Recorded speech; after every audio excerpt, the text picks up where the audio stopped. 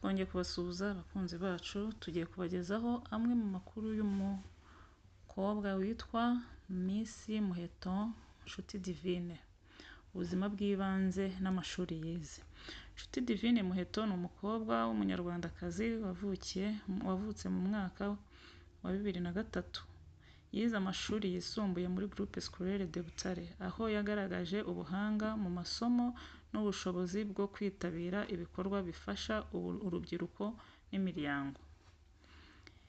Irushanwa rya Miss Rwanda muri 2022. Mu mwaka wa 2022, Nshuti Divine Muheto yitabiriye irushanwa rya Miss Rwanda ahagarariye intara y'Iburengerazuba.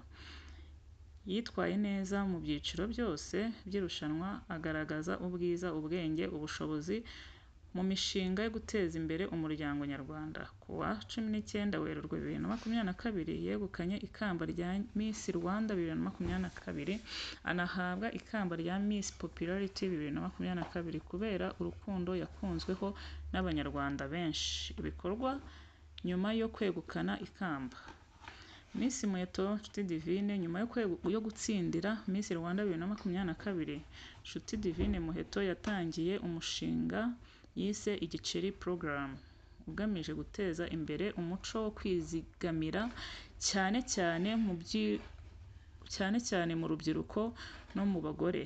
Yakoze ibikorwa byo gukangurira abantu kumenya gutegura neza ejo hazaza habo hifashishijwe uburyo bworoshye bwo kwizigamira.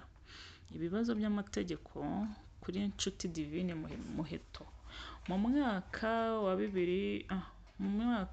2024, Miss Nshuti Divine Muheto yahuye n'ikibazo cy'amategeko ubwo yafashwe na Polisi y'u Rwanda azira gutwara imodoka yanyoye ibisindisha kandi nta ruhushya rwo gutwara imodoka yari afite. Nyuma yo kugezwa imbere y'urukiko, yahanishijwe igifungo gisubitse n'ihazabu y'amafaranga 190,000 by'amafaranga y'u Rwanda. Iki kibazo cyagarutsweho cyane mu itangazamakuru no ku mbuga nkoranyambaga. Umwihariko wa